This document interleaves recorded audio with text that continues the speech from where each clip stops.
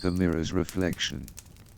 In a realm where magic flowed as naturally as breath, there lived a gifted sorceress named Srafina.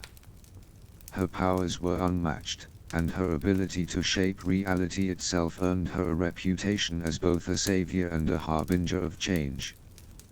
Srafina's most treasured possession was an ornate mirror, said to be enchanted by ancient forces.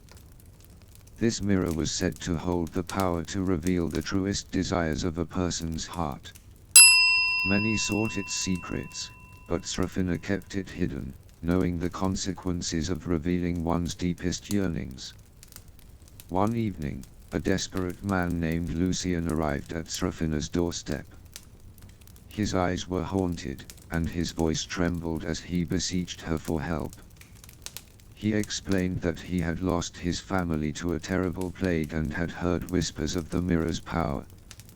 He begged Srafina to show him the path to happiness once more. Srafina hesitated, knowing the dangers of meddling with such magic. But something in Lucian's desperation moved her heart, and she relented. She led him to the mirror chamber, cautioning him that the mirror's revelations could be both beautiful and terrifying. Lucian gazed into the mirror, his breath catching as images of his past danced before him. His family's laughter, the warmth of their embrace, all the moments he had cherished were laid bare. But then, the reflection shifted, revealing a future where he walked alone, a shadow cast by the loss he had endured. Tears streamed down Lucian's face as he realized the truth. The mirror showed not only desires but also the consequences of their pursuit. Srafina watched, her heart heavy with empathy, as Lucian grappled with the revelation. Days turned into weeks, and Lucian vanished from the village, consumed by a determination to alter his fate. Srafina waited, torn between hope and worry. Then, one evening, Lucian returned, his eyes alight with a newfound resolve. He recounted his journey, how he had traveled to distant lands, learning from sages and seeking mystical artifacts. He had defied fate itself, and as he stood before the mirror once more, his reflection had changed. The future it showed was different, a tapestry woven with new connections and opportunities. But as Lucian celebrated his victory over destiny, a shadow crept over the room. The mirror's surface rippled, and a figure emerged, a reflection that did not belong to Lucian. It was Srafina herself, her expression twisted with anguish. "You have trespassed into forbidden territory," Lucian the mirror Srafina intoned, her voice a chilling echo. "The balance of fate has been disrupted, and now you must pay the price." With a wave of her hand, Mirror Srafina cast a spell that sent Lucian's reflection into the mirror, trapping him within its enchanted depths. The mirror's surface settled, and the room returned to stillness. The real Srafina stood alone, her heart heavy with the burden of her actions. She had intervened to grant Lucian a chance at happiness, only to realize the precarious nature of altering fate. The mirror, a testament to the consequences of desire, stood as a somber reminder of the delicate threads that bound reality together. And so, Srafina continued her existence, her magic now tempered by the knowledge of the mirror's power. She shared her story with those who sought her aid, cautioning them against the pursuit of unattainable desires. The mirror's reflection served as a reminder that even the greatest sorcery could not undo the intricate tapestry of destiny.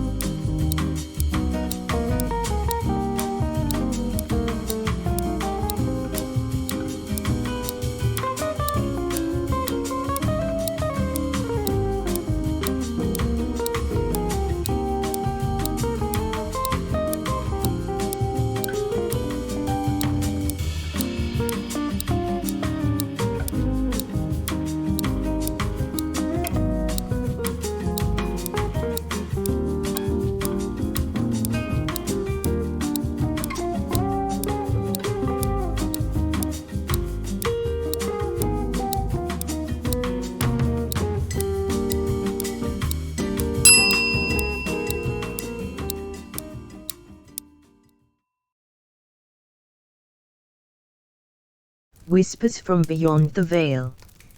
In a remote village nestled at the edge of an ancient forest, the boundary between the living and the spirit world was thin. It was said that on the eve of the harvest moon, when the veil between realms was at its weakest, the spirits of the departed could communicate with the living. Among the villagers, there lived a young woman named Lila. Her grandmother, a wise elder, had gifted her with a precious heirloom, a silver locket adorned with an ethereal gemstone. The locket was said to hold the power to bridge the gap between the two worlds, allowing the wearer to communicate with the spirits. As the harvest moon approached, Lila felt a mix of anticipation and trepidation. She had heard tales of those who had used the locket to connect with loved ones who had passed on, seeking guidance and closure. Yet, the stories also warned of the risks of meddling with the spirit world. On the night of the harvest moon, Lila donned the locket and ventured into the heart of the forest.